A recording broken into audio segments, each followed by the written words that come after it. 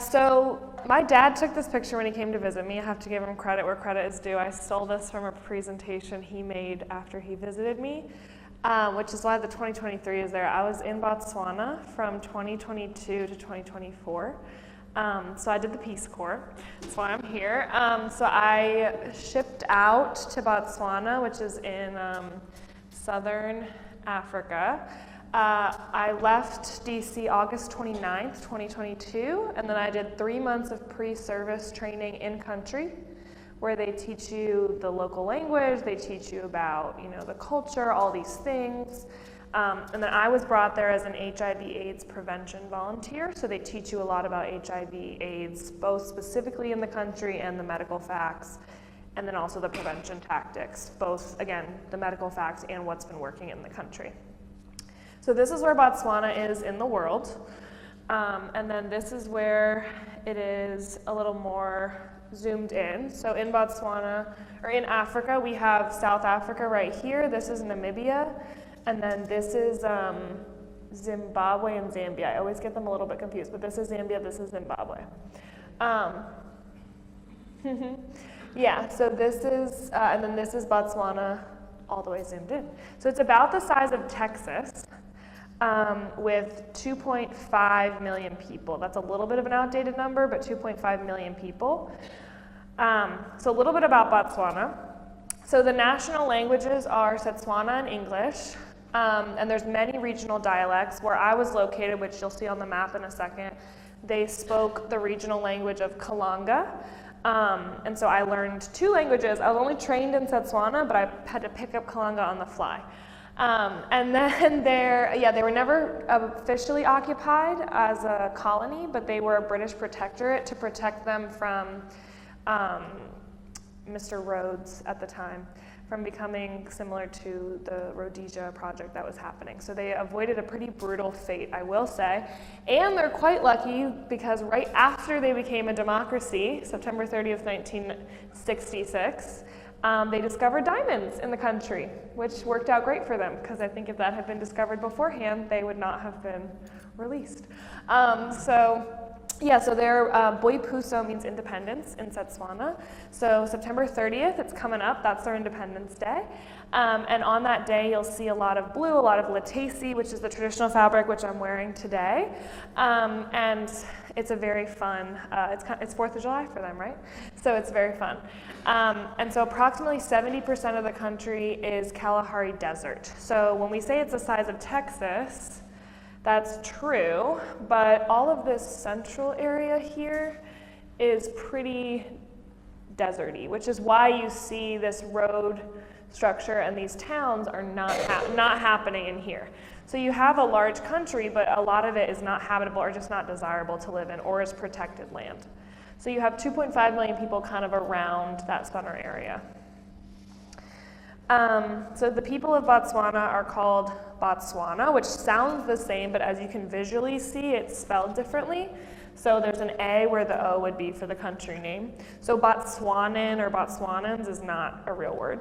So Botswana are the people, or if you're one person, it's a Motswana. So a Motswana woman, Motswana man. And they're known for diamonds, wildlife tourism, textiles, and cattle. And thank you again to my dad who took this photo when we were on safari. So here's a picture of, it looks like the center picture got corrupted, but it was a picture of their capital, which is called Gaborone, but which is spelled Gaborone. I'll point it out on the map, but the G's in Setswana are actually H's. And so this is the crest of the country. So they have water, they're known for industry, they have ivory, wheat, cattle, the zebras, because their flag is black and white, and then pula is the name of their currency, but it also means rain. Rain is very valuable when your country is 77 or 75% desert. And then this is their flag. The blue is for rain, and then the black and white stripes represent diversity of the black and white colors of skin. So another cool thing about Botswana, what they're known for is the Okavango Delta. It's one of the 7 natural wonders of the world. It's in the upper left corner of the country, and it's an inland delta. It's the only one in the world. It leads to nothing, a desert, which usually is not the case. So there's a ton of wildlife there, as you can imagine, and I'll show some of those pictures at the end. but it's a very cool area. We went on safari there with my family, and it's where a lot of their wildlife tourism exists, in the Delta, the Okavango. So a little zooming into what I specifically experienced in Botswana. So this is where the capital is. That's how it's spelled, Gaborone, but it's spelled Gaborone. A little confusingly, the nickname for it is Gabs. Switches over to a hard G. Don't know why. It's not Habs, it's Gabs. So if you hear me say Gabs, I'm talking about the same thing. So the capital's down here. This is where you would fly in. And this is South Africa right here. And then I stayed in a village called Tutume, which is up here. So to get there, you would drive up this road to Francistown, which is the second biggest city, and then you would turn left and you would go all the way up to Tutume. So they're about 330 miles apart, or 8 hours by public transit, which I was telling some of you. We were talking about the flight back and forth from the US, which is not so bad, but then you have to get on an 8-hour bus, which is also not so bad. You really do get used to it. And then the Delta, like I was showing you, the Delta's up here, and this is some of the more tourism areas that start over here. And I was lucky to be near these salt pans. I went four-wheeling on the salt pans, which was really cool. It looked like you were on the moon. And there's some flamingos, and some of the wildlife does start over here. But I was right here, Tutume.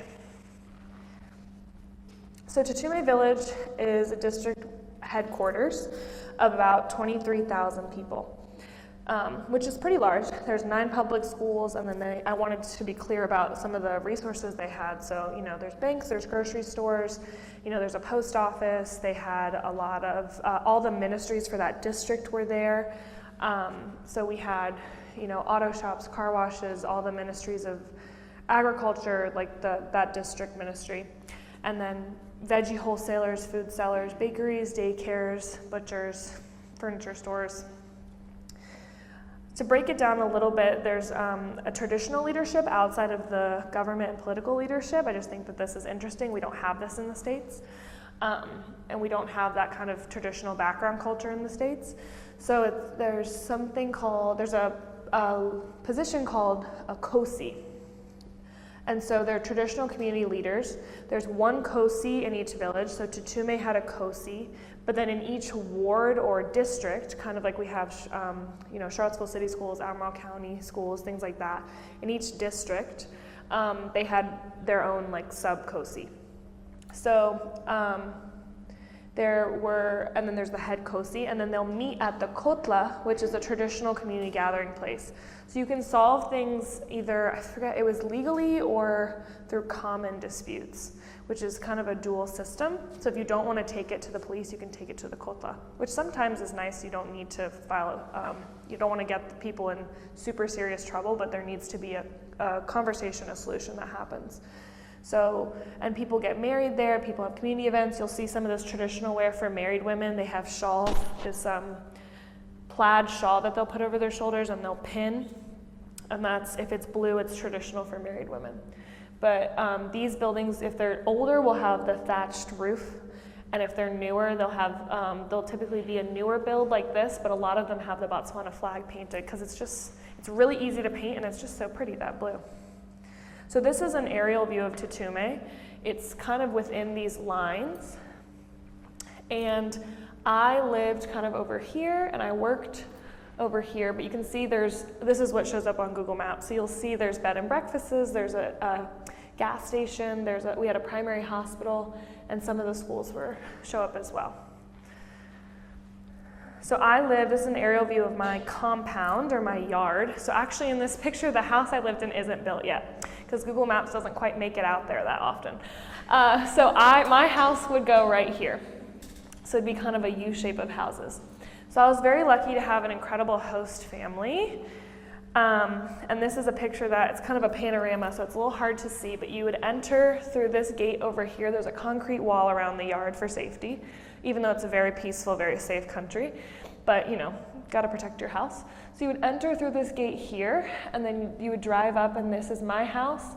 This is the back house where some of my older host brothers lived, and then my host mother lived in this house, and it's in the shape of a U, but this panoramic view distorts it a little bit, but just so we can all see. And then there's an outhouse over here, even though we had running water, just in case. Sometimes the water would go out. I never used it. I've never been inside this building actually. But sometimes the water would go out, and sometimes just for health and sanitation, you want to use an outhouse so you don't have trash for certain things that would maybe attract dogs and animals. And this is the family that my younger host siblings made when my parents came to visit. I did not tell them to make it. I was very touched, and this lived outside my door for a long time, and then it blew away. I don't have it, sadly. This is my house. This is pre all my stuff, so it's a little, doesn't look like there's a lot in the kitchen, but I was very blessed. I had a really nice house. It was nicer than my apartment the first year I lived in DC, actually. So this is my house, this is my bedroom. My host mother built it. I was the first person to live there. It was brand new. She got these beautiful curtains. She painted it gray and white. It was very great. So I had this common area, I had this kitchen, and then this right here is this right here. And I was very lucky to have built-in countertops and all these things. Most kitchens in Botswana, you walk in and there's a sink and there's an outlet for you to hook up a gas stove, but there's no built-in countertops and you kind of do it yourself. So I'm very lucky to have had this situation because it just felt like a kitchen that I was used to. And this is my host family, my direct host family, and I had a whole extended family, which I'll show you. But you can see I'm wearing this shirt in this photo.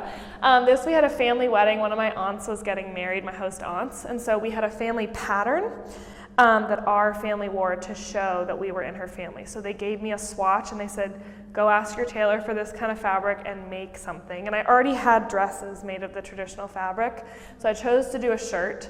But I had this tailor made for me, which is very common over there. So this is my host mother. Her name is Gwilitsani, and their last name is Moketa.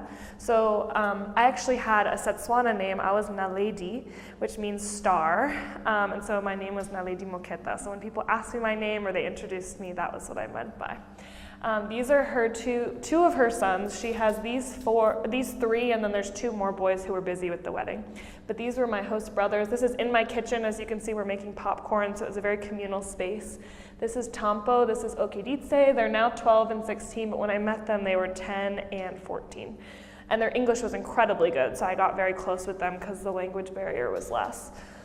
And this is my same two boys, and this is my host sister. She was a bridesmaid. Her name is P-Girl or Pasha. And she's 18, she just started university. So just to give you a sense, I lived here, but actually all of my host mother's family lived here and here and here.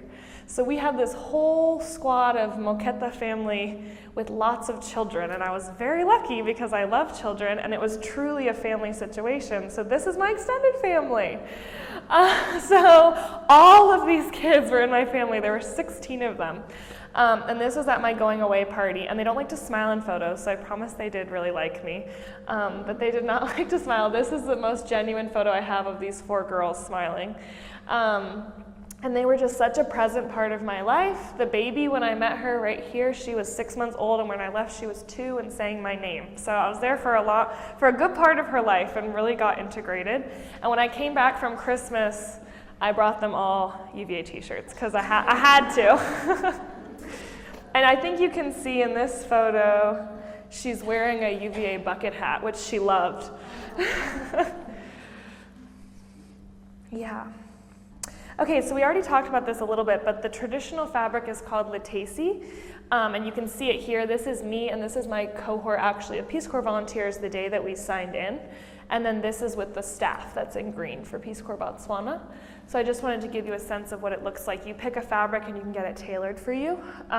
So I had this dress made, and then this is what it looks like in the shop, these rolls of fabrics. And they come in all different colors, green, blue, orange, but blue is like the true blue, for the lack of a better word, true blue traditional, like that's the original color because of the flag. So just a little bit more about Botswana. Some common foods are paleche or pop, which is this white down here. It's kind of a white maize meal kind of carb, which is pretty common in African countries. It's eaten with meat such as chicken or beef and boiled vegetables. So you use your hands and you eat it and you dip it, or you use it to kind of as a vehicle to get other food into your mouth. Morojo is this boiled spinach, or they call it rape or spinach, and usually mixed with onions or chopped carrots. You can see it there, and oil. And then beef is very common. Botswana are very proud of their beef. They have a huge agricultural society there. I think while I was there, Texas sent Botswana a couple of cows, and people were kind of chuffed, like maybe not chuffed, they were a little insulted by that America thought we had to send them some of our cows. And they're like, why did your Texas send us some of our cows? And I was like, I do not know. But they were like, we don't need American cows. We're fine with our Botswana cows, which is true. And so chicken is also widely available, and there's other, pork is really expensive. I didn't eat pork the whole time I was there, or really see it. And then there's other variations on pap that are called, semp, bahobe, all these different types of carbs, very carb and meat heavy, and very seasonal in the grocery stores for what's available, which it's just good to remember that in the US we're very lucky to have access to things all the time, but it's also very unnatural that you can get, strawberries in December. But so it was very cool to see the seasons in the Southern Hemisphere of fruits and vegetables when that was all accessible.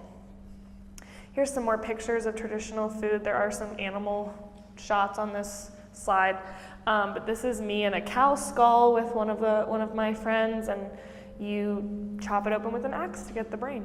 And then this is, what is this called? It's fried dough, which is transcendent of every culture. And you dip it in tea, and then, fat cakes, that's what it's called. And then it's fried dough, either in oil or in cow fat. I didn't prefer the cow fat, but the oil is pretty good. And you dip it in your rooibos tea. And then this is cow hooves. They didn't teach us the easy way to remove the fur until about 2 hours after this photo was taken, so we were shaving off the fur, but not the meat directly underneath, with a knife. But I was taught afterwards you can put it in the fire, which burns off the fur for you in about 15 minutes. So that was a little annoying. And then in my region where I lived, in Tutume, they eat mopane worms. So these are worms when they're caught. I had a video, but I couldn't figure out how to embed that. So these are the worms when they're caught alive and big. They're kind of like super-sized monarch caterpillars. They're like the chunky little ones you see on the ground, but these are big. I didn't like to touch them. They're really big, and if they break on you, they have this orange liquid that comes out. It's just a mess. Anyway, so these are alive. This picture also got corrupted. I apologize, but you can see over here, they have them laid out on sacks with stones in the dirt, and they're black here because they've been boiled and then they're sun-dried. And that's when you eat them. I did try them. I got the hype. It really wasn't for me. I didn't eat them again. And then this is some potato chicken stew and other things at the top. And then this is some of the fruits. They have moana fruit from the baobab trees, those big beautiful trees. They would make it into juice. This is in my host mom's yard. This is one of my host cousins. This is called the pawpaw fruit. It's actually International Pawpaw Day on Saturday, so happy Pawpaw Day. This is a massive guava one of my friend's dads grew in his yard. I don't remember what these are called because they only have the local name that has left my head, but they are fruit and you eat them kind of around the seeds and then you spit the seeds out. They're very sour. They had a lot of fruits that were super, super specific to Botswana that I'd never heard of. And they were really interesting to try and eat because they're just not similar to anything we have here. And then this was important to me because the culture of juice is so big there. Somebody would just buy this like a Coke and just drink it during lunch, the whole liter of juice to themselves. So education, background. So they have it's the British system because they were a British protectorate, so they use British English. So primary school, junior secondary schools, you test at the end of junior secondary school to go into senior secondary school, and there's an opportunity there if you don't make it, you don't go on to high school, essentially. Usually children will retake, but there is an opportunity there where some people fail out in middle school, which is a problem, obviously. And then for senior secondary school, at the end of that, you test for university. If you make a certain level of points, the Botswana government will pay for you and actually give you a monthly stipend to go to university, which is incredible. However, if you don't make that number of points, and again, you can retake, it's very expensive and most families do not pay out of pocket. So it's not uncommon to not go to university. And they do have vocational schools and brigades that teach you other trade skills. It is becoming more and more common to go to university, but it's expensive and it's just becoming kind of an issue, and it depends on family norms. It depends on if your parents did, if they value it, if they didn't. And so the culture of that kind of changes depending on where you are in the country, but then also specific family units, what they value or what they want for their children. Here are some pictures of students. I was not a teacher, just to be clear, but I did work with, this was HIV/AIDS prevention course that I did with these middle school students. And this is their certificate at the end of the course. These kids were awesome. It was so much fun to work with them. And here are two of my little cousins graduating from their preschool class. They were really overstimulated after 5 hours of a preschool graduation, which is maybe not recommended in the hot sun, but I was really proud of them. She really wanted to go home and be alone, but they're so cute, and I was very proud of them. And these are students writing for their exam at the end of the course I had them take in their computer lab at school. And as you can see, for public schools, they wear uniforms. These two are the same school, so they're in the same maroon color, but you can tell which kids go to what school by, it's all different colors, which is kind of fun to see. And super cute when you see little baby kids walking on the road in a sweater and a tie like this older boy has on here, but the children are 5 years old. It's very cute. So, some of us were talking about this a little bit earlier, but they give you a free plot of land in Botswana. You have to apply for it, and sometimes the wait list does take a while because government bureaucracy, a lot of people, everyone wants free land. But you can apply either in your home village or in a village where your parents are from, or you have another family tie. So, which is great because land is a commodity, and it helps you then to be able to build on that land and have a home base. Everyone also has cattle posts and lands, they call them, so for growing food that you don't want to be reliant on the grocery store in case of famine, and to grow cattle so that you have meat and chickens so that you can either sell them or kill them yourself rather than buying chicken from the grocery store. One of my host brothers, the 14-year-old, he asked me if he was very shocked to learn we didn't have cattle posts and lands in America, and he said, "You must be a very poor people." And I said, well, it depends on how you're qualifying that, but if you are qualifying by land, then yes, because it's not common for people to have that be their lifestyle. We are very reliant on the grocery store. They also, as we talked about, have free higher education with qualifying scores, free healthcare. So if you have HIV or AIDS, the antiretroviral drugs you have to take every day are free for you, which is huge, because otherwise it's very expensive. And then everyone also has side hustles. So even if you worked in the government or you have a steady 9-to-5 job, most people sell things on the side, like shoes or clothes that they order in these big bundles from China, or health supplements, all these things. A side income is very common among most everyone there. Here's a picture of the cattle posts that I took. So they don't live out there, but they do have herd boys, or the more appropriate term these days is farm worker, and they live out there, and so this would be where he lives. And I think this is a pretty dire situation, even by Botswana standards as well, but they pay them. They're usually Zimbabwean immigrants. There's a little bit of a stereotype, and Botswana tend to look down on them, unfortunately, but they come looking for work and people will hire them as their farm workers. So they stay out here in these buildings with these water tanks, and they care for these animals that are free roaming out in the bush. But every family has one of these, typically. Here are some cultural events. You can see some pictures of me with some friends. I'm wearing more Latesi pants and other things, but for cultural events, you'll wear Latesi. This was at a music festival for cultural music. These are women at a cultural event, again with the shawl for married women. That would be common for what they would wear to weddings. And this was on Independence Day, or Boipuso, with some other Peace Corps volunteers wearing blue and embroidered traditional shirts. Weddings are a huge part of the culture there. It's a really big deal to get married. It's very expensive. A lot of people don't. 75% of children in Botswana are born out of wedlock because it's so expensive to get married there. So this is my friend Angel and her husband. They've been together for a long time, but they happened to get married while I was there, and I got to be her bridesmaid. So in Botswana, this is me as a bridesmaid. In Botswana, you wear kind of the traditional bridesmaid's dress. You'll get it tailored and made for you. And then you switch into Latesi. So this is me back here in Latesi and me here. She picked a pattern for her wedding and we all did different styles of dresses in it. And then they have dances. So you dance at the wedding reception. There's 4 or 5 choreographed dances that you practice for months beforehand, and you dance. And they don't have, for being such a dancing culture, they don't have what we have at weddings, where after the speeches and the, la-di-da, it opens up and it's just a big dance floor. That shocked me because they love to dance, and they don't ever have that. Once all the choreographed dances are done, everybody else goes home. I was like, you guys are missing out on a really cool part of American weddings. Just play some music and let everybody do what they want to do.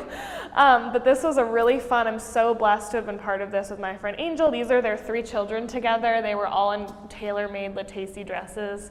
It was so much fun to be with them and be a part of her wedding day. And so for weddings, they also get married. They have 2 weddings, back-to-back weekends. You have one ceremony. This was their actual ceremony where they said, the equivalent of I do's, and it was legally binding.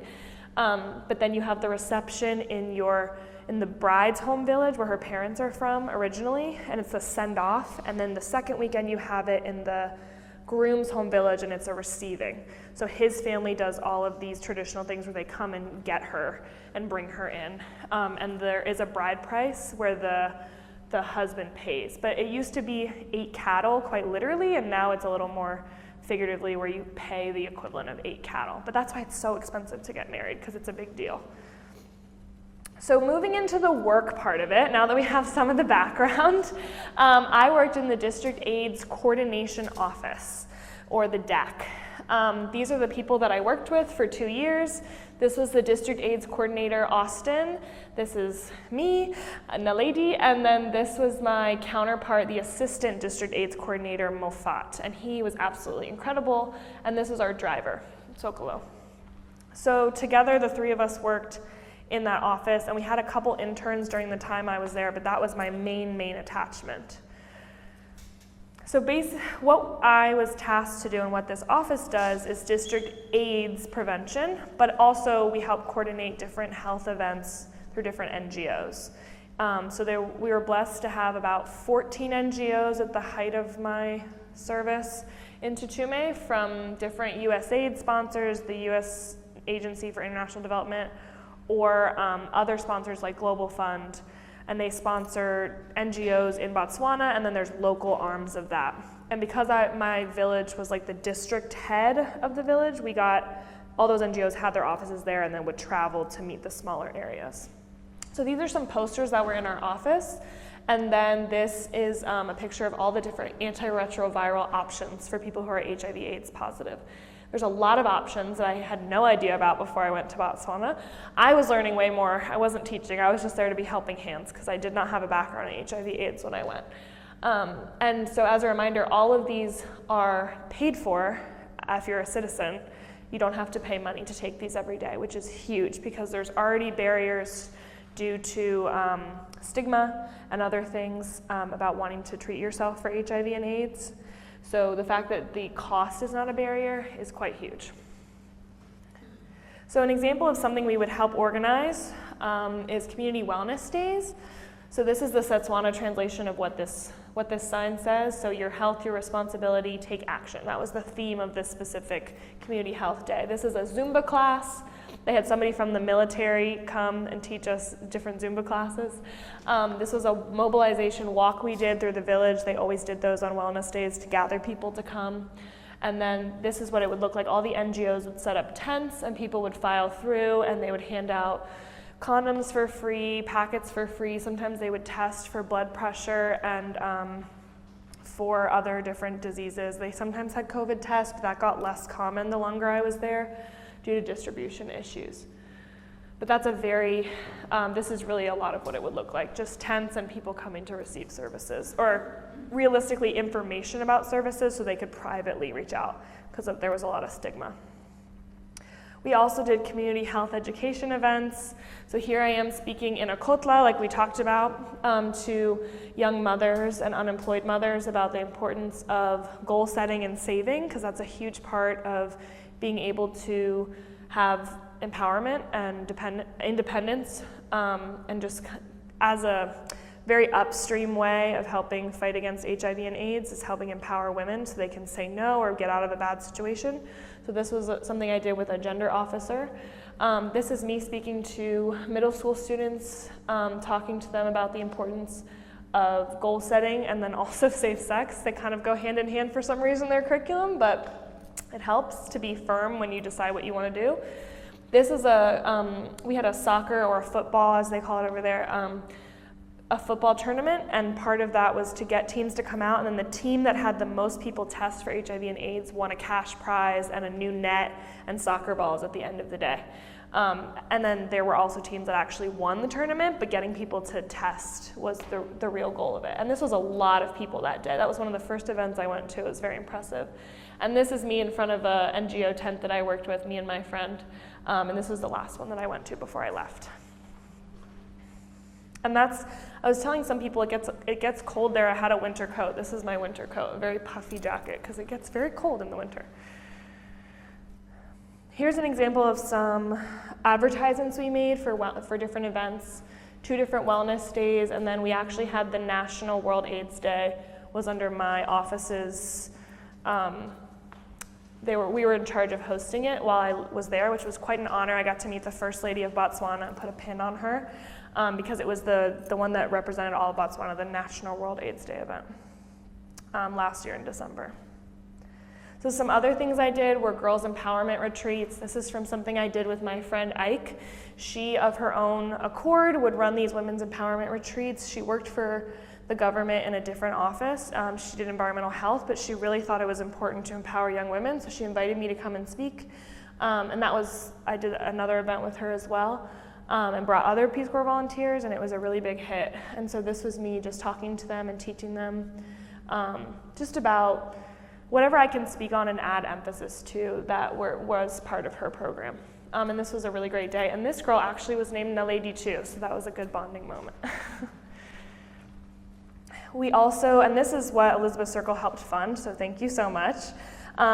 They sent money over through me, and then I gave it to the gender officer in Tutume, and she helped have a women's vocational training for women who maybe don't have other sources of employment, don't have the educational skills to get a job.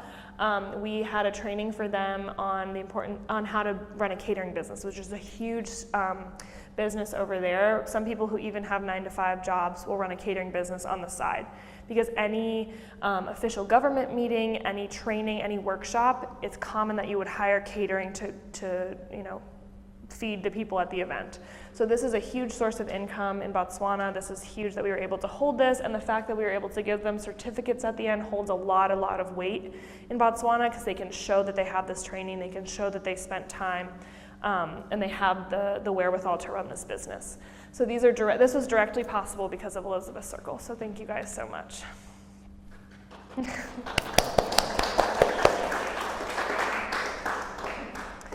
So I wanted to also talk about some of what I did through Peace Corps with PEPFAR grants. So I was able to apply for a small PEPFAR grant twice as a Peace Corps volunteer. The first time I worked with my local counterpart. Her name is Pasela. She's the Youth Friendly Services nurse, which is a specific kind of nurse in Botswana.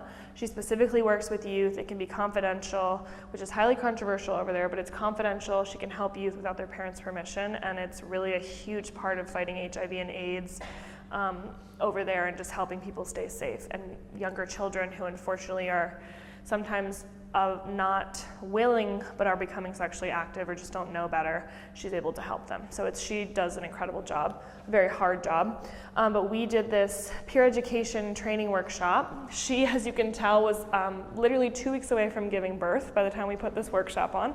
Well, we got it in right before her baby came out. And so we trained these young mothers. They did not have full-time jobs, but we wanted them to be able to be trained as kind of an outreach for her clinic, the Youth Friendly Services Clinic. She's one person, so anytime she does outreach, she has to lock the clinic.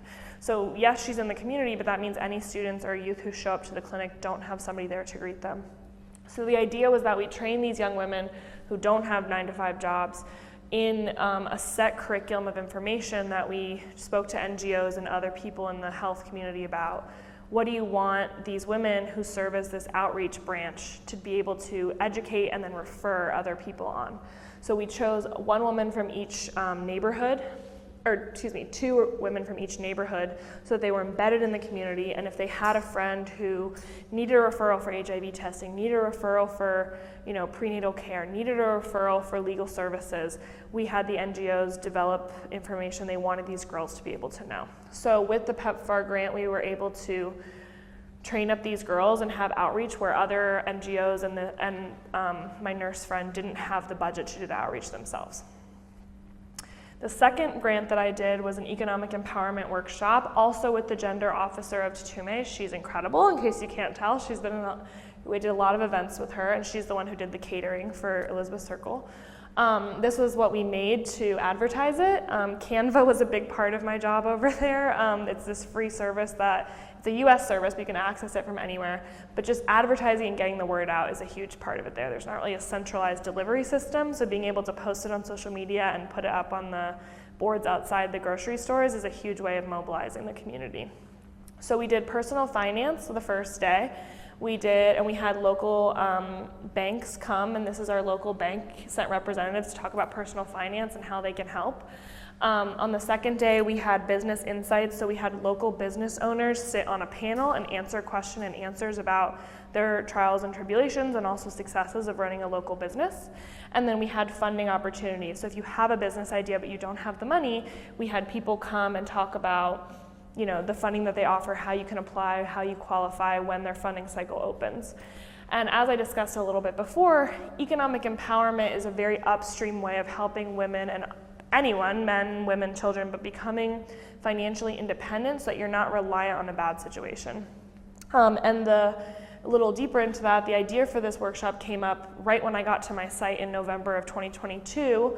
The police and NGO and then also the gender affairs were telling me that they believe that domestic violence, which is very common in Botswana, they believe that it's becoming so systemic and it's being reinforced because women are not able to leave. Like if they have children and this man is providing for them, even if they're not his kids, it's hard to leave because you don't have money of your own. And if you leave, who's going to care for you? You're going to move back with your parents. Maybe they don't want to care for you. So helping women have their own income stream and helping women who just don't have jobs in general find a way to create their own job opportunities and be an entrepreneur is a huge, huge positive to the community there. And we had several people telling us that they'd never been to a workshop like this before, so we were very blessed to be able to make this happen. So I meant to change this slide, not why visit Botswana, but I guess why would I recommend something like this, or what did I get the most out of Peace Corps and my time in Botswana? And I would say connection. So I was able to meet so many incredible people, but I was also able to have so many different connections come together. So this is my family visiting in my house with all of my host siblings, and they're in a couple of these photos. My brother is meeting these 2 young girls that were in the preschool graduation photos for the first time. You can see we're bribing them with cups of Coke, but they were drawing and they were very shy, and by the end of it, this photo happened. They were not shy anymore. And it's pretty magical to have like your real family come and meet your counterpart who you've been working with for about a year at that point. It's all just very magical, the connections and the overlap. These are some other Peace Corps volunteers that came to visit me. We're dancing in the rain because it's so rare with the little kids. And this is my friend Danielle, who I'm now living with in DC. And she and I were doing language study, and the young girls were coming and quizzing us on the language that we were learning. And so the connections are just incredible. This is my host mother. We took her out to dinner when my family came to visit, and she was just so incredible. So the connection was truly one of the best parts of it, and all the people that I met. And then the wildlife. I gotta show you some wildlife photos as well. Wildlife was not a part of my daily life. There weren't elephants crossing the road or anything, but it was pretty cool to be able to contribute to the economy in that way. When my family came to visit, and it's also a huge part of their economy as well. So just to contribute in a different way other than health. And I will say, we didn't have elephants crossing the road, but we did have, most of the cattle that lives in the town is free range, because it's free if you don't keep them in a pen. Like, in a pen, so you don't have to buy them food, they can just eat the grass. So you would have cows and goats and chickens and all these things just crossing the road. You have to brake for them all the time. So no elephants, but I did see goats almost every day. So here's some great photos. So Botswana is known for elephants. They have the highest density of elephants of anywhere in the world. I don't know if you all remember, it was in the news a little bit ago about how they're trying to responsibly cull elephants, and Germany and the UK were trying to tell Botswana what to do about it. It's very interesting, you should look into it.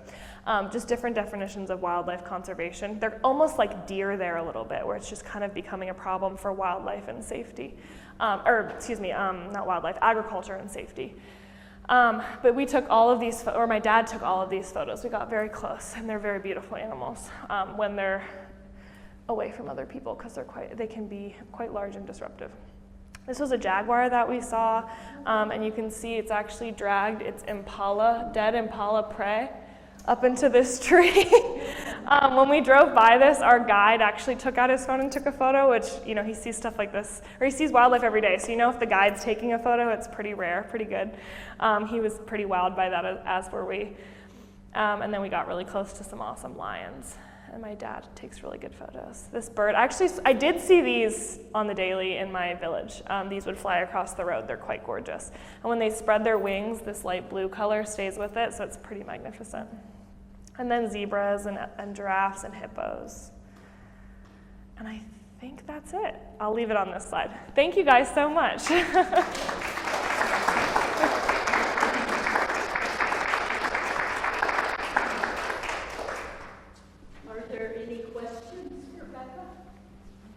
Oh, something I meant to show you guys when we were talking about cultural events.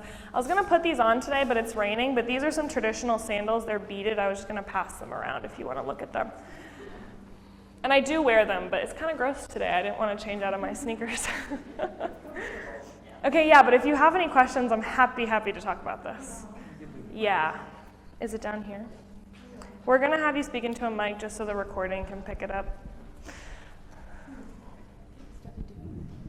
It's already on. You might have said this, but first of all, what you did is amazing, and thank you for sharing it with us. What percentage of the population has AIDS? It used to be 20%, which is really high when you have really high, period. When your population is 2.5 million, 20% is it's just so much more people. I don't know what it is now. I think off the top of my head, and please feel free to fact check me and do your own research, because I've been out of it for about 2 months now. I think they got it down to 12%, but it's pretty prolific, and it's getting better. People don't die anymore as much because we have advanced so much with the ARVs and the testing, and you can live a completely normal, healthy life on your medication. You can actually your viral load can become so low that you're not transmitting it to anyone anymore, which is pretty awesome. It's called undetectable equals untransmissible. If you take your medicine every day at the same time consistently, you can eventually get to a point where you're not able to transmit to other people. So it's hard also because with that, less people are dying, but that also means the number can get bigger for the percentage that has it because they're staying alive longer, which is what we want, but because it's not a curable disease, it's a little funky, those numbers. There's a little bit more context you have to look at. So right now we're focusing on not adding people to that number, because once you add them, that number, they don't drop out of that ever. Sorry, that's not a complete answer, because I don't know the answer off the top. It's really interesting with numbers and statistics. It's not the same as other diseases because you can't cure it. Hi. Hi. I was just wondering how many Peace Corps volunteers are in Botswana at a time, and what other projects do they work on? Yeah. So my cohort, when we came, we were the first cohort back. Sorry if this is a little nauseating. I'm going to fly back. We were the first cohort after COVID. So there were 10 of us originally, and then 9 of us, there we are. Oop. Hang on, I think I messed it up. There were 9 of us that made it through pre-service training. And so then, there we are. Okay, so this is my cohort. There were 9 of us that made it through here. Right now, there's 6 of them still there, and 2 of them are staying another year, and she's doing a 3rd year in El Salvador, which is cool because she also speaks Spanish fluently, so that's going to be pretty life-changing, I think. If I spoke Botswana fluently, my life would have been way different. And then a 2nd cohort came, that was 27. We lost a few here and there, as happens. And then there are some response volunteers, which is really cool, and I'm happy to talk more about that. It tends to be older volunteers with more actual career experience under their belt, and you can do, worldwide, you can do 3-month, 6-month, year stints. In Botswana, they're only taking year-long stints. But that's really cool because you have actual career advice and knowledge, and sometimes MBAs and MPHs and nursing degrees to actually be able to help out. And so right now I think there's about 40 in country. That number ebbs and flows. And so what they have us focusing on, there's health volunteers that are placed in government offices like myself, in school guidance counseling departments, or in NGOs. And then we also have people who are placed in, we also have, what is it called? Community development volunteers. That's a new thing they just started. And so they'll be focusing on economic empowerment and digital literacy. And so what they're doing now is the intakes will switch. So this year it was all community health volunteers, so all HIV/AIDS education, and then next year it'll be all digital literacy and economic empowerment, because the Botswana government decided they wanted their priorities to shift a little bit. Because they've gotten to, I forgot to include this, I apologize, they've gotten to this WHO goal, this kind of goes back to your question as well. They were supposed to get to it by 2030, they got to it in 2021. They want, it's called 95-95-95. 95% of people have tested, 95% of people, I'm gonna totally get this wrong, but 95% of people who have tested, who are positive are on ARVs, and 95% of people on ARVs are not defaulting. So it's this incredible number, but those last bit is where most of the behavior change happens. And so they're calling it now like 5-5-5 is what they're focusing on, because it's that last crunch to getting to 100% that's really challenging to do. So they're kind of shifting away from focusing on HIV/AIDS prevention because they've taken just incredible leaps and bounds towards that goal 9 years early, right? But then again, because of it being a lifelong thing, it can easily ebb and flow. Also, there's some intergenerational relationships that are common. So if older people are more likely to have HIV, it's more prevalent in that generation. And if they're dating generations below, it's gonna hop down. And then when they start dating people their own age, it spreads out. So it's tricky. But that's what they're focusing on in Peace Corps Botswana specifically right now.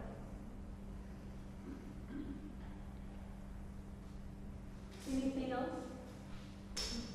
Well, thank you, Becca. We are very, very proud of you. Oh, thank you so much.